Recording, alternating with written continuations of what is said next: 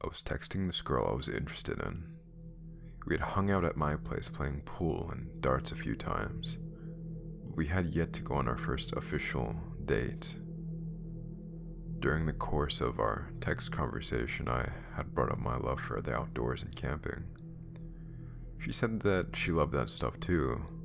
Let's go. This made me happy. I asked her when she wanted to do it. She said, right now, silly. Camping is something that you typically plan for at least a little bit, but I had all of the equipment and a fridge full of beer and some food to throw over a fire. I know of more spots than the average SoCal resident, and it's only 8 o'clock, so I enthusiastically said, let's do it, and I love impulsive adventures, but still, what a strange girl. She was hanging out with her friend I have never met, and I was hanging out with my boss from the country club at a bar I attended. And both of our friends agreed it would be fun, but maybe with less enthusiasm than me and Ev had about it. Oh, and due to the no-name rule, I'll be using initials for the entirety of this post.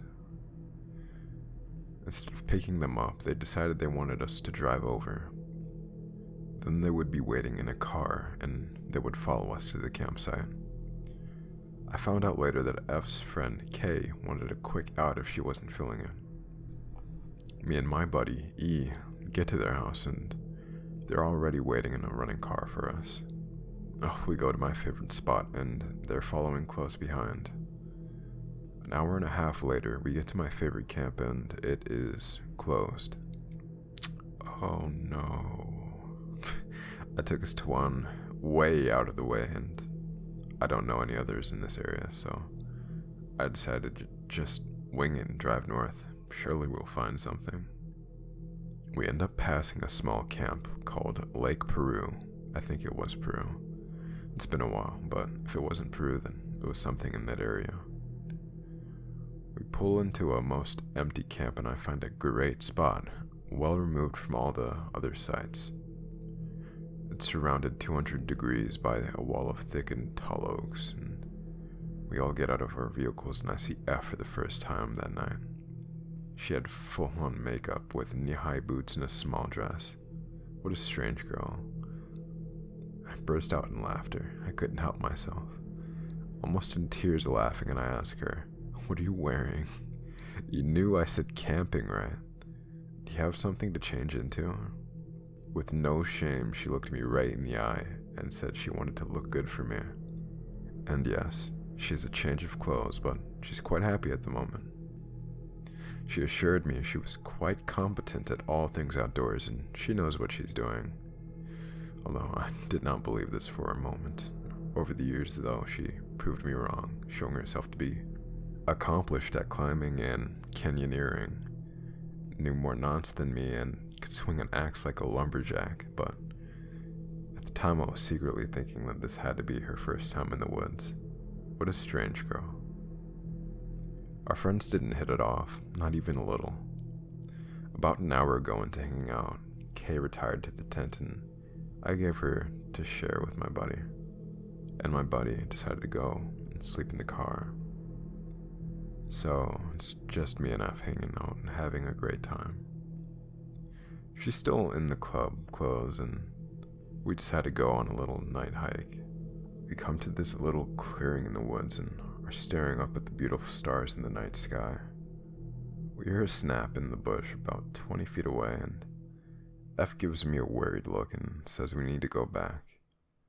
I try not to mock her when I tell her that the woods have animals, but there's literally nothing to worry about in the area, so the only thing that's even a little dangerous in these parts is a mountain lion, and that we had better chances of getting simultaneously struck by lightning and bitten by a shark than we had a lion attacking a person and a half. She's tiny, dumb joke. She tells me she knows all of this stuff, but this is different. She insists that she can sense danger and that we need to go, like, right now. What a strange girl. I could sense some genuine fear, so I didn't try to convince her of how irrational she was acting. I I decided to lead her back to camp, and she relaxed for about 10 minutes, then right back to her happy, extroverted self. She directed me to sit in a chair where I was facing the fire and the thickest of the woods directly in my line of sight behind that.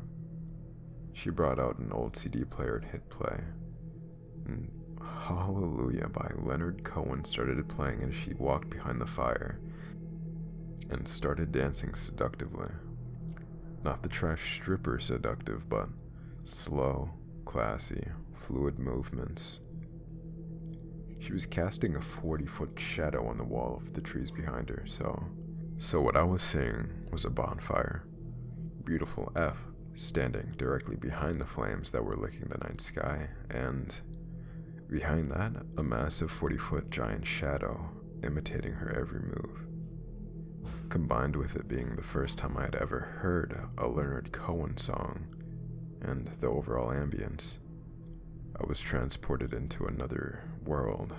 It was surreal, beautiful.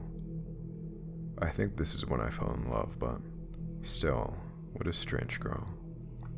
I was speechless after her performance. I didn't compliment her because there weren't words to express how moved I was. I think the look in my face gave away how blown away I was, though, because she laughed and kissed me on my forehead, and I finally went to go change into some camp clothes. We sat talking as the fire cracked rhythmically, which kept me in a mildly euphoric state. Then there was another loud, obvious snap off in the woods. She had a flashlight in her hand and directed the beam into the forest. I was actually a little surprised when I saw she caught a set of glowing eyes just staring at us. In a whisper, she asks me what it is. I laugh and tell her it's probably a raccoon, but it could be literally dozens of things. But the one thing that I'm positive is that it's not dangerous. She bluntly tells me that I'm wrong and we are absolutely in danger. What a strange girl. As I do every time camping, I sit by the fire with a pocket knife and a piece of wood trying to whittle some sort of sculpture. I've done this at least 100 times and nothing has ever came out of it except maybe the thing that kind of sort of resembles a spoon that one time. Every time there was a noise in the bush, Af snapped the flashlight beam in its direction. About half the time she was catching glowing eyes and she was on edge. I was going overboard, expressing that it was nothing, but luckily that relaxed her a bit, so it was obvious that she trusted her instincts a little bit more than my confidence. More snaps in the bush, and this time the flashlight beam picked up multiple sets of eyes. Odd. This makes me near positive it's raccoons. Over the next hour, Eff's vigilance on the flashlight would have made World War II plane spotters jealous. As our fire dies almost completely out, we're encompassed by the pitch black of night, and it is obvious that whatever family of little critters that's off in the woods has taken quite an interest in us. There are sets of eyes that have surrounded us for at least 180 degrees.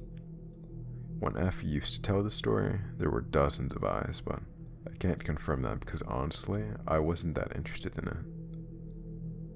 I'm personally sure it was at least 7 or 8 sets that I saw personally, but from how I saw, we were completely surrounded, but like I said, I wasn't really paying attention.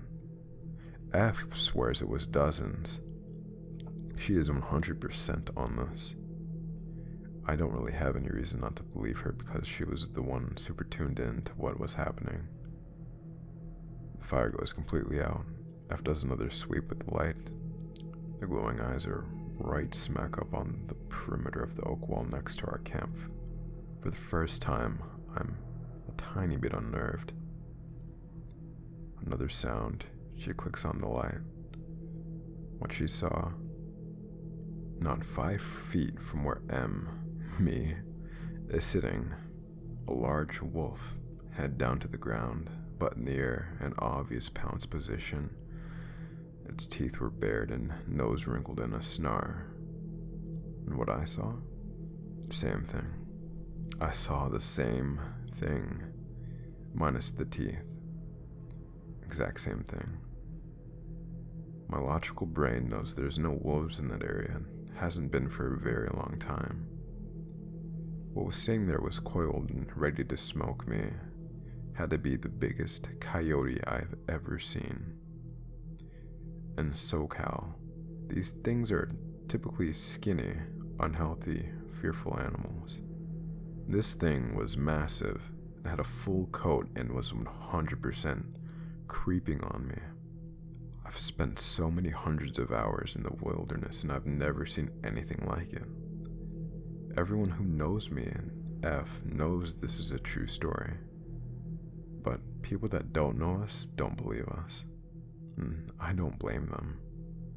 It's so far removed from a typical coyote characteristic that I can't even begin to explain it, but I swear on everything that it's true. So the wolf/coyote thing is ready to pounce, and in a moment that F isn't proud of, she drops the light and screams a blood-curdling scream that would have secured her as a B-movie horror actress for a generation. The light blinks as it hits the ground, and I pop from my chair, blindly holding my pocket knife in front of me. It only took a second or two for me to realize that Coyote wasn't gonna attack because it literally was almost on me. The attack would have happened already, so I pick the light off the ground and give it some taps, and it comes to life. No wolf, no coyote, no glowing eyes. I think F's scream scared them away back to Wyoming. E and K pop out of the car intent, curious as to what happened. We tell the story about a few times as new people keep arriving to see what the fuss was about. F insists it was wolves. It couldn't have been though, but it's not a fight I'm going to take after she was right about everything else. Kay is scared to death, so she pulls my buddy E into her tent to keep her safe. F and I calm down enough to crawl into our tent, and about 30 minutes later, there's a 5.6 earthquake. She looks me in the eyes and quite seriously says that we made that happen. What a strange girl. In loving memory of FFG, I miss you. You always told this thing better than me. For context, my mom has this absolute dropkick of a friend named P. P's boyfriend is an alcoholic and hits her often. P doesn't care. P is even worse of an alcoholic and neglects her kids. So, yeah, I don't like her, and I don't pretend to either. My mother finally stopped drinking every day and slowed it down to once a week. Whenever P is around, she gets my mother drunk and gives her Valium and whatever else. My mother treats me like garbage when she's drunk, but is completely different when there's other people around. Anyway, one day I finish work, come home, and my mother and P are drinking. Sunrise surprise. And P had this random dog. I asked them to go to P's house because the cat is locked in my room because of this random dog, and I have to get up at 7 for work. This usually results in being screamed at or they leave. Thank God for my sanity, they do. About an hour later, there's a knock at the door. I yell, "Who is it?" No answer. "Who is it?" Again, no answer. I figure maybe it's my mother at the door and she's too drunk to say anything back, so I get up, go to the door. As soon as I turn the handle, I get knocked back on my ass by the door being flung open and hear, "Where the fuck is my dog?" I don't know where your dog is. He has a dog on a leash right now. What the fuck is this guy on about? Her bike is here. She has my dog. Where the fuck is she? Who the fuck are you? It's Dave. Oh, now it all makes sense. P's boyfriend is Dave. I don't know where she is. They both left here an hour ago. He doesn't say anything. He just gives me a look of pure rage, kicks me in the shin, and then he takes my damn cigarettes off the table and walks out. He had his other dog with him, which he went to walk out the door. The dog he had with him was trying so hard to stay inside with me. Probably just trying to stay away from him. Looking back, I should have taken a pull from behind the door and broke his fucking knees with it. I'm such a pussy.